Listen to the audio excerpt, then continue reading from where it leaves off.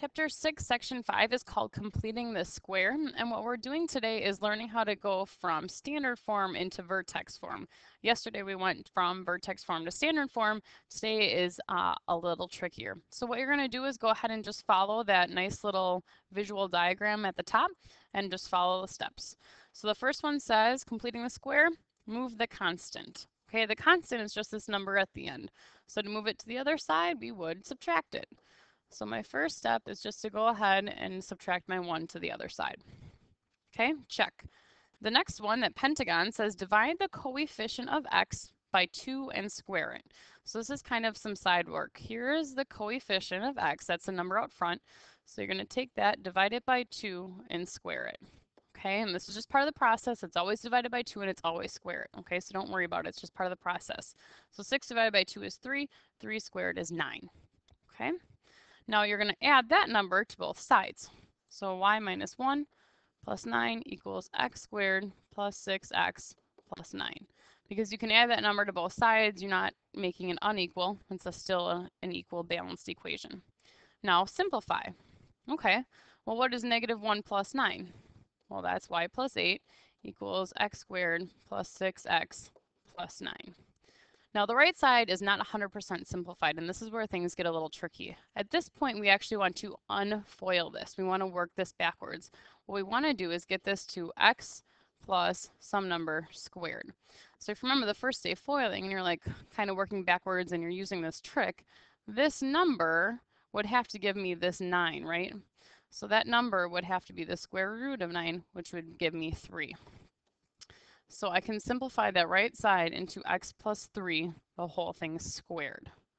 Okay, now this is not part of it, but let me just show you why. If I were to take x plus 3 and write it twice, and then FOIL it, I would get x squared plus 3x plus 3x plus 9, which would give me x squared plus 6x plus 9. So these two things are indeed the exact same, okay?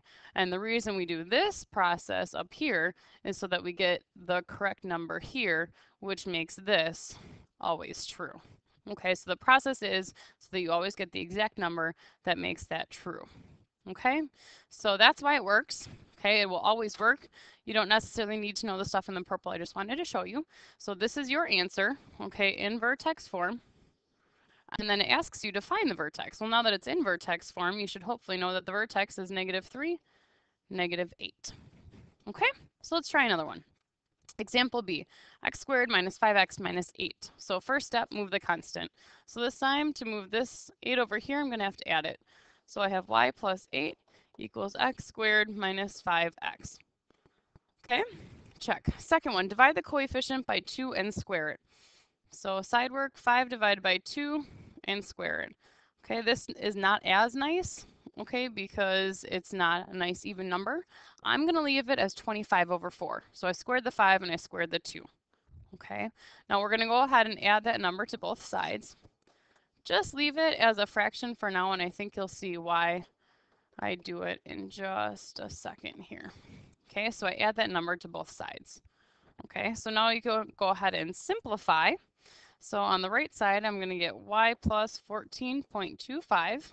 Okay, at this point, it's probably okay to give me a decimal. I just added those in my calculator. Now here's the part where I need to get that down to x something something squared. Now this time we have a minus, which means now my symbol is a minus. This number here is always the square root, okay, of that number at the end. So that's going to give me my 5 over 2. Okay, that number is always the square root of your last number, okay, or it's this number up here before you square it. Okay, either one. Okay, you could leave 2.5 or 5 over 2, either one is fine. But now when I tell you my vertex would be, I'll make that 2.5 comma negative 14.25. Okay, so I like to use it as a fraction at this step in step 2, and then down at the end, it's kind of nice to give me a decimal, which I know you like. So hopefully that makes sense. Okay, let's try example C. Ooh, tricky. Anything you notice different about this one from the rest of them? Yep, this time the x squared is not alone, there's a 4 there. So the first thing we have to do is kind of take that 4 out of everything. So we're going to divide each of these by 4, okay, because the process does not work with a number on the x squared. So we're going to take that out by dividing. So that's going to leave me with x squared minus 12x plus 36. I'm sorry, not 36, 24.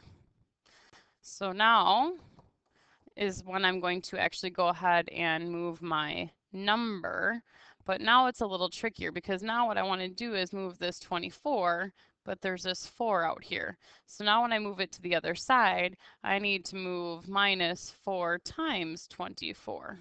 Okay, and then that equals, and then 4 x squared minus 12x. Okay, so when you've got a number out front of the x, you need to kind of pull it out and take it second. So I'm going to leave my 4 out here, but when I move my 24, I'm really moving that 4 times the 24 so that my equation is still balanced. Okay, so now my second step is the same. I'm going to take the coefficient on the x, I'm going to divide it by 2, and I'm going to square it. So 12 divided by 2 is 6 squared is 36. Okay, so now when I add that, I'm going to add it in the parentheses. So when I add it on that side, I'm really adding. So over here, I have 96 from my 4 times 24. And now I need to add 4 times 36. Again, I'm adding it inside the parentheses. So to make it an equal balanced equation, I have to add 4 times the 36 over on the left side. Okay, so now we'll simplify. So I have y minus 96 plus that will give me y plus 48.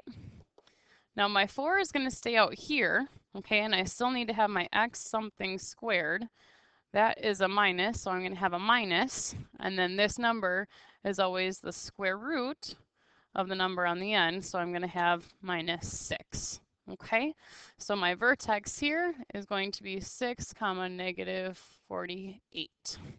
So a little trickier here, just kind of divide it out first and then make sure you don't forget about the rest of your steps. Since it's so tricky, we'll try one more.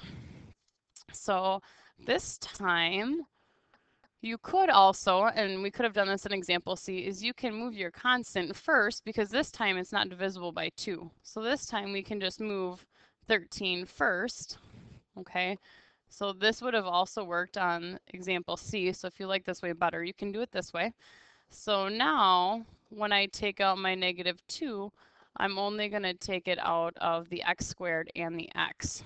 Okay, so you still have to divide by it over here, but I can do it after I move my 13. That is not a big deal. Okay, because I was balanced before, I'm still balanced now. So now I'll go ahead and I'll find that number I need to add to each side. So I'll take my 6, I'll divide it by 2, and I'll square it. So that will give me 9.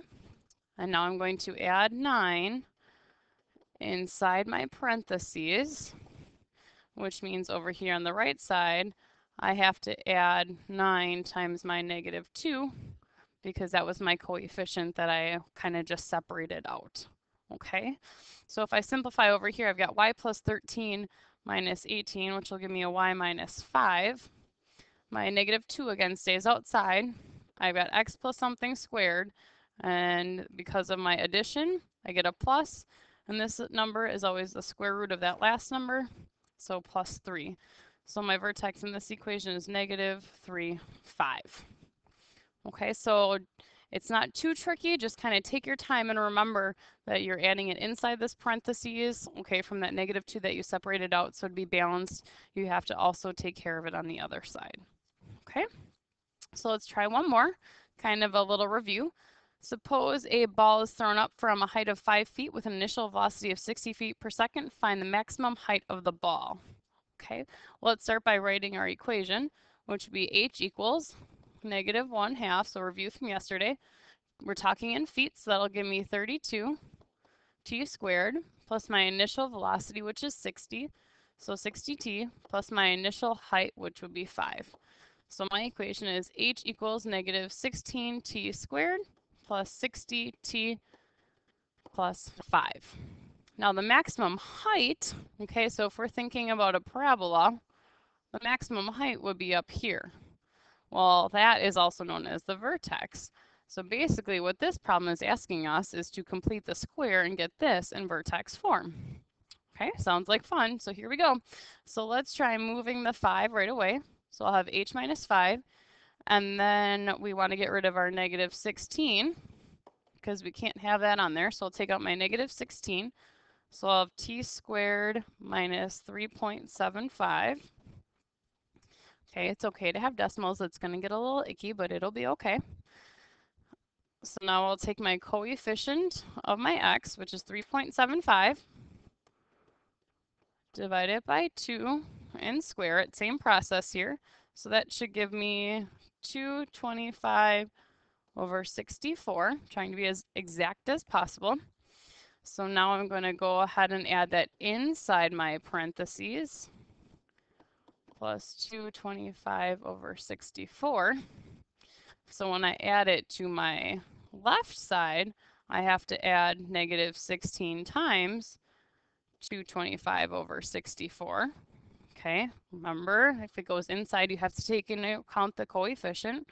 So if you plug that all that gross stuff in your calculator, you should get negative 61.25, which isn't actually that bad.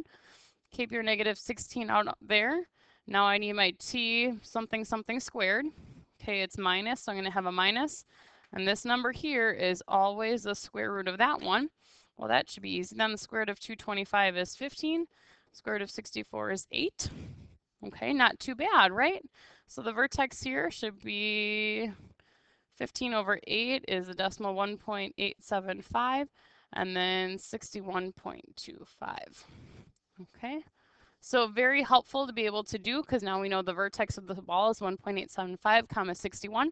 So the maximum height would be the y. So it gets to be 61.25 feet after 1.85 seconds. That was your time, and this is your height. So very useful piece of information because you are very smart. So that is the end of this fun one. So stop and think what you still have questions about. Come to class with those, and we'll talk.